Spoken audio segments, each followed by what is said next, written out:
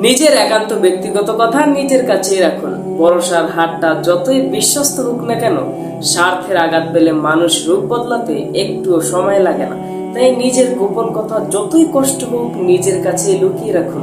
অন্যের চরকায় তেল দেওয়া বন্ধ করুন, নিজের কথাই সবসময় বেশি ভাবুন। তাহলে আপনার মতো সুখী ব্যক্তি আর কেউ হতে পারবে না। ভাবিয়া করিও কাজ, করিয়া ভাবিও না। বানান ভুল হলে যেমন শব্দের মানই পাল্টে যায়, ঠিক তেমনি জীবনে কিছু ভুলের জন্য পুরো জীবনটাই পাল্টে যায়। তাই ভুল করার আগে অবশ্যই চিন্তা ভাবনা করে নেবেন, কারণ ভুল করার আগে চিন্তা ভাবনা করার সময় থাকে। যখন আপনি ভুল করে ফেলবেন তখন আর সেই সময়টা পাবেন না। তাই অবশ্যই কোনো কিছু করার আগে, কোনো সিদ্ধান্ত নেওয়ার আগে অবশ্যই চিন্তা করবেন।